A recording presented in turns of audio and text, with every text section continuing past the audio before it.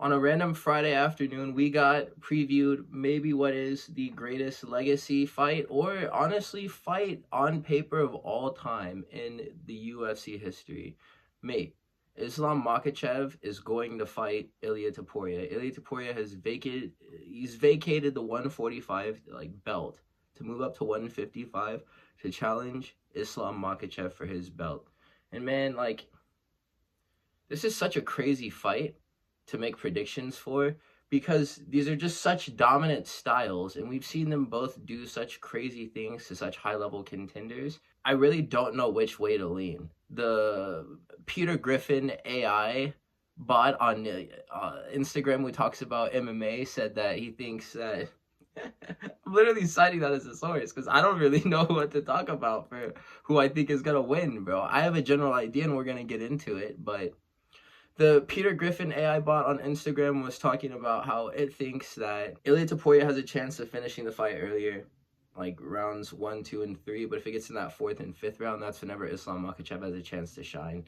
We've never seen ILIA Topuria fight a guy with the wrestling offense of Islam Makhachev before, because they just don't exist. You're either fighting Islam or you're fighting a guy who's significantly worse at grappling than he is, just because he is so much better than everyone else. But ILIA Topuria, his grappling is honestly kind of fabled.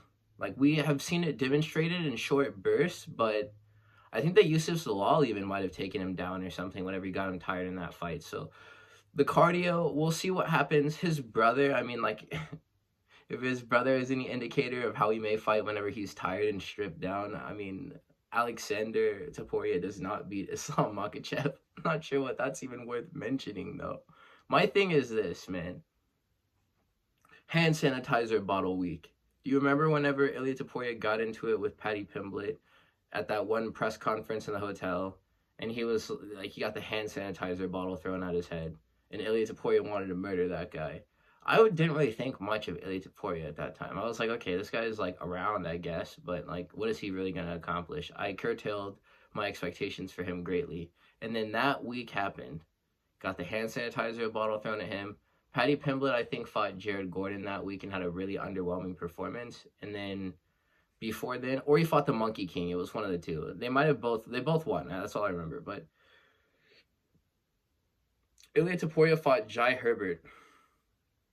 And that was the fight where I was like, okay, this guy is for real. Because his opponent fell through. So he fought at 155. This is like a circus match, basically. And it was against Jai Herbert, who's like 6'3".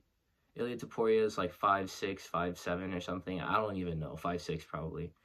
And he knocked Jai Herbert out cold. In that fight, he fought through adversity. He got head kicked and sat him down, where posted both of his hands on the floor by his hips, because he was sitting down on the canvas. So he gets back up.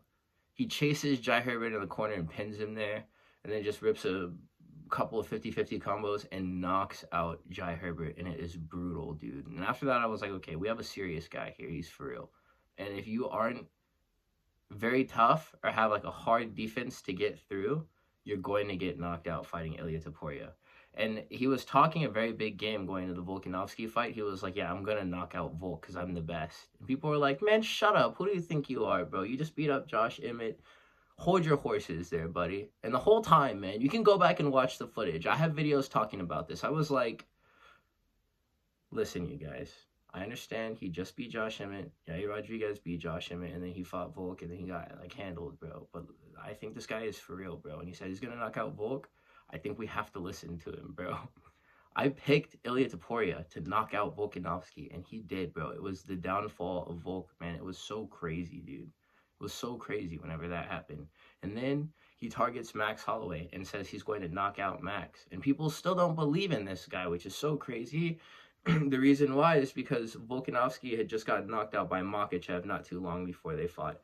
It was 4 months turnaround. So people wanted to make all the different excuses for Volk and all of the different concessions for why they didn't want to accept ILIA Topuria was a great fighter. It's undeniable at this point, because he literally said the same thing. I am going to knock out Max Holloway. He pointed at the center of the octagon in that fight. Fresh off the heels of the Max Holloway and Justin Gaethje ending fight, he wanted to start the fight that way, bro. And that's what he told him. I'm going to walk to the center of the octagon. The first person to take a step back is a coward.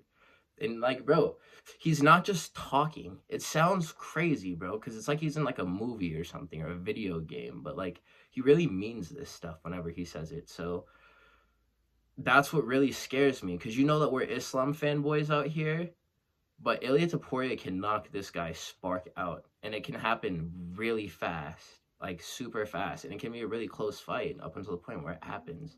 And the fact that ILIA is so motivated to do it really frightens me, because Islam is just a champion, bro. He's a champion's champion. He'll fight anybody. He does a good job every single time. And in the Hanada Moicano fight, I wanted to say that he slipped in the stand-up. I mean, dude, that's the thing about Islam, is that, like, he's very powerful and he has really good defense, but it comes with its own awkwardness.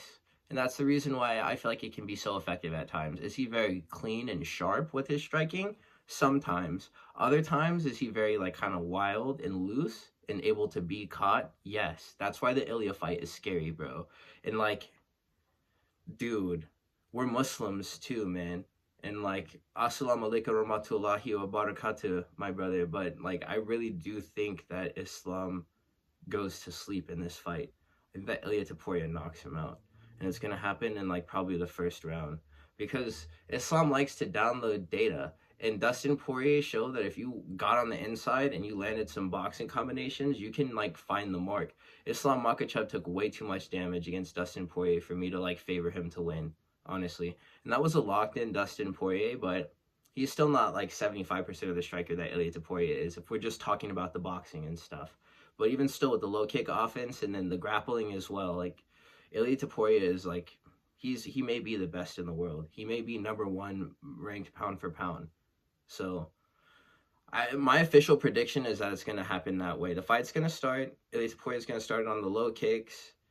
There will be an early shot from Islam Makachev. This is such a tricky fight to think about. I want you, if you're with a group of your friends, call them up on the phone or something and just type in the group chat, like literally ask them what they think. This is such an enigmatic fight, honestly. For fans, it's going to be so fun to watch, dude, because it could very well just be a case of Islam goes out there and he wrestles him and he can just get the first takedown and super easy.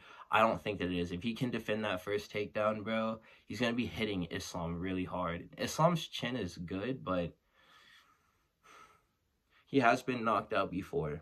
And like, whatever that means, you've been knocked out before, so it can happen again in theory. So I think that it probably is going to happen, since that's the way that ILIA wants to do it. He said his mission was to drop Islam Makachev and then choke him. So that's like really crazy. So if he can do that, #1 pound for pound, undisputed, I think that he is like, this is the guy, bro. Like, we're talking about Alex Pereira, like a bunch of other people.